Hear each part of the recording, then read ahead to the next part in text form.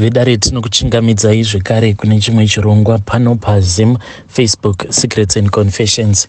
Tadzoka zvekare nemamwe mamessages. Regedzai tibva tapinda mumamessages edu atadzoka takakubatirai. Zvakangooma hazvo vedu we. Nhanzi makadi zvenyu mukomana She. Ndinokumbirawo kuti munge muchindiposterawo nyaya yangu makavikawo chitupa changu. Inini ndiri mudzimai ane makore 32 years ekuberekwa. Ndigere zvangu mumba.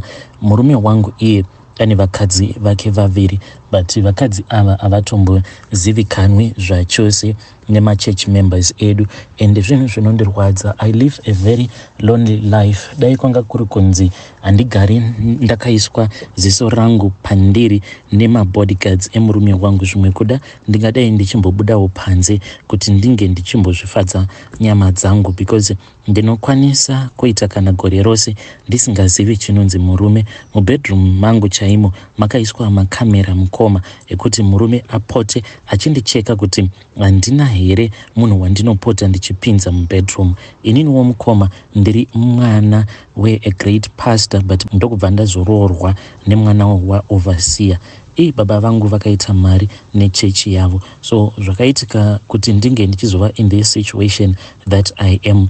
Inini ndichizonozvarwa ndainge ndakatodeketererwa kudhara, hanzi kunyangwe amai vangu apo pavakazobatira pamuviri pangu inini zvainge zvichitozivikanwa kudhara, nekuti altar yababa vangu yainge yakatovaudza kuti uchazvara mwana musikana, mwana uyu musikana ndini ndakupa, uye zvose zvandinenge ndichida kuti ange achizoita ndozvaanofanira kuti ange achizoita zvekare achizova.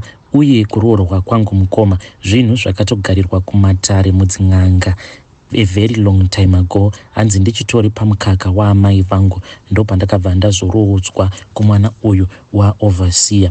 Ivowo overseer vainge vachifambidzana nababa vangu vachienda kun'anga dzavo dzekuMozambique, and he is the entrusted one, zvekuti baba vangu, if there is anything that is to happen to my father, ivo overseer ava ndo vanozosara vachitungamirirawo chechi yedu.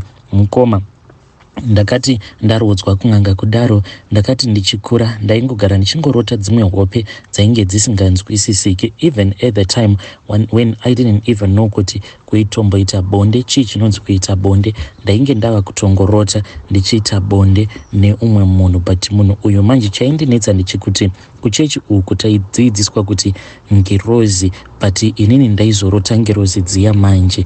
Ngerozi idzi dzaiuya dzichiita bonde neni one after the other.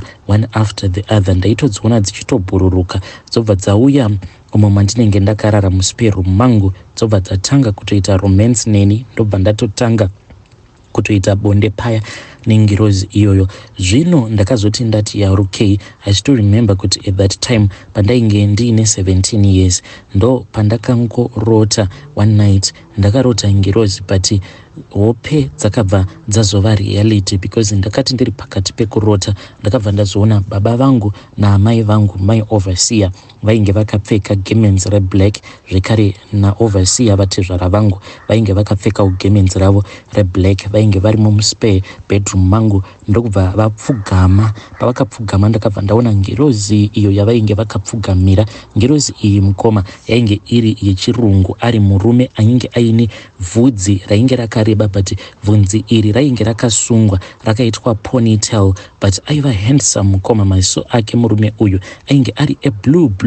The only part that was scary about him, aiva nenzara dzainge dzakaitaka kunokombama mumaoko make umu zvekare nemumakumbo. Saka achitaura newe anenge akahwandisa nzara idzi zvekuti you will be amazed by his beauty, but kana akazokurakidza nzara dzake you would feel very terrified. Murume uyu akati apedza kunamatiwa nevabereki vangu, then vabereki vangu navatezvara vangu navamwene vangu vakabva vazouya vakabva vazonditora apo pandainge ndakaradzikwa. Ende zvose izvi zvichiitika inini I had no power to refuse, because ndainzwa sekunge munhu arohwa nestroke ndisingakwanisi kana kumova any part of my body rather than my eyes. Ndaingofambisa maziso angu awa ndichiona zvose izvo zvainge zvichiitika. Amai vangu vakabva vazovhura rimwe bag ndokubva vaburitsa rimwe night dress iri mukoma andainge ndisati ndamboona night dress rainge rakanaka kudaro. It was as soft as wool. Ndokubva vazotanga kundipfekedza night dress riya. Vakati vapedza kundipfekedza night dress, then ndokubva vazobuda muroom muya vakabva vazondisiya ndiine murume uya murungu uya. Then murungu uya akabva azondisimudza, and paakandisimudza akabva anditi, tonight you are going to be my lover. I am going to have my way with you and we are going to be a child. Mukoma ndakabva ndatanga kuchema kuti munhu uyu ingirozi ka iyi. Why is it iri kuti tonight it wants to have its way with me? Apa nzara dziya paainge akandibata, nzara dzacho mukoma aingoti kana akangokumara so kure waibva watotanga kutobuda ropa because dzainge dzakarodzeka kuita kunge mapanga. Nanhasi mukoma muzvidya zvangu umu nditori nemavanga mushure mekunge ndamarwa nayo ngirozi iyi. Nanhasi mavanga iwayo ndinawo. They always serve me as a reminder kuti zveshuwa ndakaita bonde kaini nengirozi, ndikatopiwa pamuviri nengirozi, mwana ndikatozvara. Mukoma ngirozi iyi yakabva yazonditora ndokubva yazotanga kuita bonde neni. That was the most painful thing that had ever happened in my life. To the ladies out there, the way that I can compare this pain that I felt, like munhu akatanga kupinza like chitanda chinenge chakazara minzwa musikarudzi yako chichinoguma kuchibereko, uchinzwa kuti ya chibereko changu chiri jungwa neminzwa. That is what happened. And zvose izvi zvichiitika ndainge ndisingakwanisi kana kumove any part of my body. This was like the most painful night of my life. Ngirozi iya yakaita bonde neni kuzonosvika pandakaona kuti zuva rainge rava kubuda. Ngirozi iyi ndopayakabva yazongovhura mapapiro ayo kudaro. Pose apa ndainge ndisina kuona mapapiro ayo, ainge akaita kuti kwati nemusana ndisingatombomaone, but zuva parakatanga kubuda kudai ndopandakabva ndaona yavhura mazipapiro ayo ndokubva yanyangarika. Mukoma ndopandakabva ndazoti pembenu kumuka. Amai vangu vachivhurawo spare bedroom the very same moment ndichikwanisa kutanga kumuka. Amai ndopa vakabva vapinda mubedroom vakabva vazondipa drink rekuti ndinge ndichinwa. Handizive kuti drink iri ravakandinwisa rainge riri chii because ndakabva ndambofenta. But pandakamuka mama vakandibvunza kuti iwe mwanangu chimbondiudza hauna here wopedza wakarota? Nai my dear prophetess, because we have a journey that we want to make. Ndozvavaiwanzokundiita vachinditi my dear prophetess, but ameno chakangonditi nyepa uti hauna kana hope dzawakarota. Ndakabva ndati handina kana hope dzandakarota ini. Vakabva vati it is fine. Vakabva vabuda muspare bedroom mangu muya vachinyemwerera kusazoziva kuti dai ndakavaudza chokwadi kuti ndingadai ndichiri mupenyu here, ndingadai ndiri musituation yandiri here, I don't know. Mukoma ndopandakazofind out kuti ndainge ndava nepamuviri. I was so scared to tell my mom, ndichitya kurohwa, but mama vakabva vauya kwandiri vakabva vanditi I know kuti une nhumbu and we are not going to kick you out and we are not going to fight against you. Vakabva vati nhumbu iyoyo ndiyanhingi. Apa zvakandinetsa because of course I was friends with my husband, but tainge tingoriwo mashamwari zvaizvo kungoti taingomanikidzwa kuti tinge tichiva friendly with each other. Then mama vangu vakabva vazoti handiti iwewe you know kuti une problem yekupota uchidona, and kana wazodona handiti you do not remember anything. Saka ndakabva ndangoti yeah I remember because ndo dambudziko rangu. Ndinokwanisa kutoti so nditori right ndichitofamba ndobva ndangokaruka ndakolapsa and I won't be able to remember anything. Saka mama vakabva vazoti vainge vakafind out kuti there was one instance apo pandainge ndiine friend yangu uyu mwana uyu waoverseer akazondiroora hanzi pandakakolapsa, then iye akabva azorara neni. Ndikati saka kana iri rape case nai mama ko tinodii kumusungisa? Mama vakabva vati hash hazvitaurwe izvozvo, ndokubva vandinyaradza. Vakati kana zvikataura kuri kuda kuti church inge ichizoti kudii, you are supposed to get married to him. ndakabva ndatanga kuchema because iye ainge akandiudzawo zvishuvo zvemwoyo wake, achindiudza kuti painge paine umwe musikana uyo waainge achida muchechi medu. Musikana uyu mukoma, I don't know, zvimwe kudawo ibad behavior yakazongomubatawo, but akabva angotanga kutoita like zveuprostitute. Then uyu muchinda akabva azova desperate ndokubva azouya kwandiri, tikabva tazomanikidzwa kuti tinge tichizoroorana nhumbu iyi isati yanyanyisa kukura. By the time nhumbu iyi payakazokura mukoma, vanhu vainge vava kungoziva kuti inini neuyu we are going to be husband and wife. Pakabva pazoitwa a rushed wedding mukoma. Chinondirwadza ndechekuti I did a home birth, ndikatozvara mwana wangu ainge atori right, but mwana uyu akabva azonzi ainge afa, anzi aiva neproblem yemakidneys ake ndokubva azoshayika, but mwana uyu was a healthy baby. And chinondirwadza manje, inini ndakabva ndadzina mama, ndainge ndisingatendedzwi kuti ndinge ndichinoona pakavigirwa mwana wangu uyu, otherwise ndaizotadza kuzoita umwe mwana. But still mukoma, so many years have passed, nhumbu yakaramba kutobata zvachose kuzotonosvika my husband iye azotanga kutsvakirwa vakadzi nemaparents ake vandinotoziva vakadzi vacho. Umwe wacho izvezvi she is expecting the baby number 3. Saka inini I am more like a trophy wife, nekuda kwekuti kuchurch tinongozivikanwawo kuti we are husband and wife, but handina mwana.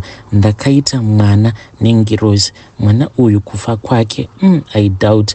I just feel as if mwana uyu mupenyu, he is somewhere, but I don't know where my baby is, because pavakanditi mwana ainge afa, ndakabva ndati mama, ndokumbirawo kuona mwana wangu asati atorwa. Muri kuti kaafa ndinokumbirawo kuti mundirakidze mwana wangu, but vakabva vanditi according to our culture hazvitendedzwe kuti munhu achangobva mukuzvara the first child ange achiona chitunha chemwana wake, otherwise hanzi otherwise hauzokwanise futi kuti unge uchizozvara mwana. That is what happened to me mukoma. So the current status that I have right now is that murume iye anoitawo bonde paanenge achida neni, zviya zvokutoti ndezvemhiko dzinenge dzichitoitwa pandiri, mhiko dzinenge dzichiitwa pandiri. Most of the nights murume he would just sleep, hatina kana zvatinoita, you won't even believe zvinoitika kwandiri. Handina kana freedom zvachose, no freedom of movement. I can't even associate with anyone. Apa dai kwanga kuri kunziwo murume anopota achindirangarirawo and thinking about my sorry situation, ndaingozviudza kuti zvemwana zvaramba, but at least mumarriage wo I can enjoy, but hakuna kana enjoyment zvachose, because iye anopedza kana gore achingouya so ungondidongorera obva atodzokera kumhuri dzake, nekuti ikoko ndo kwakazvarwa vana. Inini I am just an altar. I am an altar for my father's church. Pain yangu ndo inoita kuti vanhu vange vachiuya kuchurch, not kungouya kuchurch but kuuya vakabata something.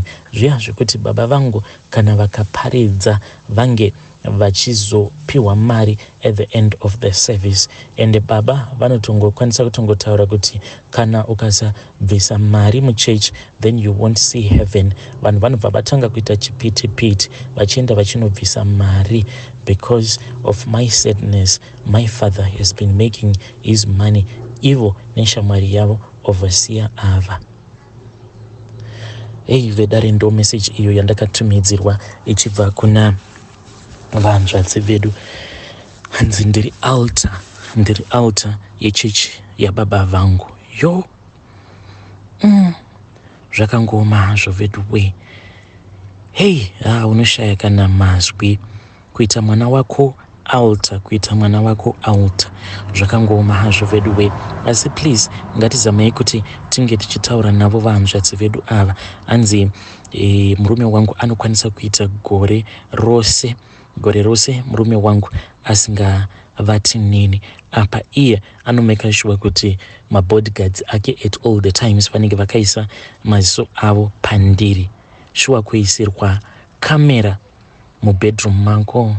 Ndozviya zvekuti ukaona umwe munhu anenge aine a high status in life, obva watanga kungotiwo inga zvavo vamwe vakakomborerwa naMwari, but you do not know what some of these women go through.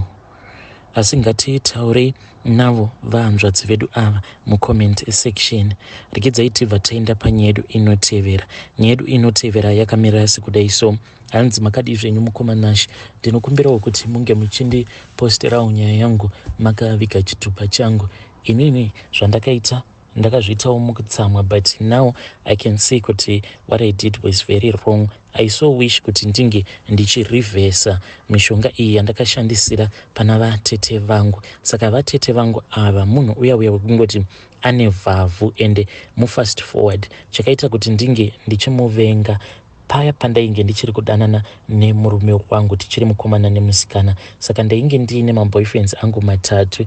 Ndainge ndichiri pastage iye yekuti I was still choosing kuti wandingada ndeupi, chaichaiyo wandingada ndeupi. Saka ndakabva ndazongokaruka ndasangana nehanzvadzi one of my boyfriend vatete ava vandakazoshandisira mishonga. Ndokubva ndavabhega ndikati, vatete please musaudza mukoma wenyu because ndinomuda. Hongu ndanga ndiine mamwe marelationships but ndiri kutozama kuti ndinge ndichibvisa vanhu ava murelationship mulife mangu kuitira kuti relationship yangu nabudhi venyu inge ichizosimba. Zvinhu zvinongonetsa kuti vanhu vanongokaruka varambana. It is a process but vakabva vatadza kuzvinzwisisa. Ndivo avo vakabva vamhanya vakabva vanoudza hanzvadzi yavo, but inini mukoma ndainge nditori kumashure. Ndokubva ndakumbira ruregerero paya tikabva tazonzwisisana inini nemurume, but vatete ava ndakabva ndavavenga. Ivo vakabva vandivenga vachingoti hurere munhu.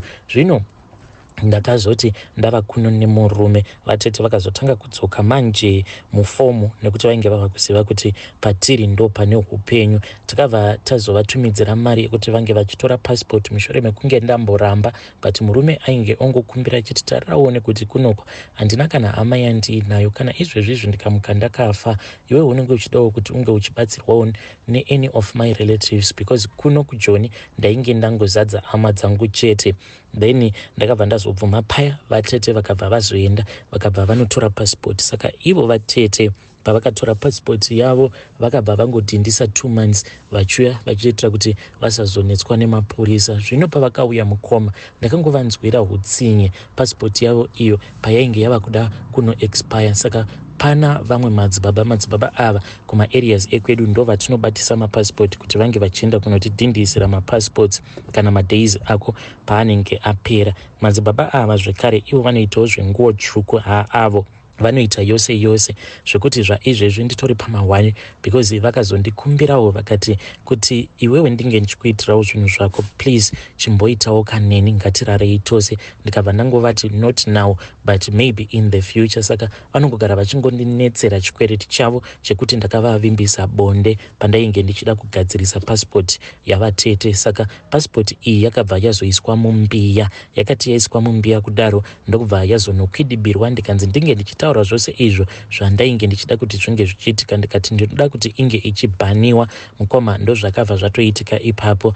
Zvaizvezvi vatete vangu ava vakatoisirwa 5-year ban zvekuti iro rinogore rino parinenge richipera vanenge vasarwa ne4 years ban. Ende kuti titi vakabhanirwei hatitombozivi because kainge katoriwo kekutotanga kutoyawo muJoni vakadhindirwa 2 months dzavo dzakanaka. Laki ravakaita nderekuti pavakaenda kuZim vakati vari pabhodha pavakapiwa bani ndo pavakabva vakasika vakabva vaona umwe windi watainge tichingoziva wataipota tichienda tichinobatisa zvinhu zvedu ndokubva vamumhanyira vakamuudza kuti ndaitirwa bani. Saka vakabva vataura naye kuti ange achingovaisawo mubhazi ndokubva vazotaura nemurume wangu kuti pange pachiitwa top up yemari ndokuzotodzoka kwavakazoita kunoku nepassport yavo ine ban ye5 years. So izvi ndo zvandakaitirawo vatete vangu. Ndakangozviita nekuda kwekutsamwa. Advice yangu mukoma ndeyekuti kana uri pakati pekutsamwa usazoitawo madecision ekuti anozokanganisira umwe munhu life yake. Make sure kuti mukutsamwa kwako unozongozvidzorawo because inini chakangonditsamwisa ndechekuti pandainge ndichiri mukomana nemusikana nemurume wangu ivo vatete vakambononditengesa kumurume wangu zvekuti ndakatopotsa ndarambwa. Saka ndo zvakangondibhowa izvozvo, ndikava revenge, but I regret a lot. Ipapapa ndinotomboti kana ndikaona mari ndichataura nakondakta uyu webhasi ratinopota tichibata naro, then obva aenda nepassport iyi yobva yanogadziriswa bhani so that vatetewo vazofambawo vari pasafe side. Vedare ndo message iyo yandakatumidzirwa ichibva kuna vanzvadzi vedu. Hey, zvakangoma zvevedu we. Yo, zvinorwadza, zvinonzwisa tsitsi. Just imagine, hanzi passport yakaiswa mumbiya ndokubva yakwidibirwa kunosvika kubhodha munhu obva wanzi ban for no reason at all. Hey, zvakangoma. Kokuzoti madzibaba ava, hanzi ndine chikwereti navo madzibaba ava, vari kutoda kuti ndirare navo because that was part of our promises to each other mukubatsirana kwedu. Zvakangoma hazvo vedu we, kuseka nhamo serugare. But hey, moyo wangu warwadza ndichifunga vatete ava, moyo wangu warwadza. I know kuti maybe munokwanisa kuti vakakukanganisirai apo pamainge muchiri mukomana nemusikana, but maybe she was trying to help her brother out. Asi ngatitaurei navo vanzvadzi vedu ava mucomment section. Yo.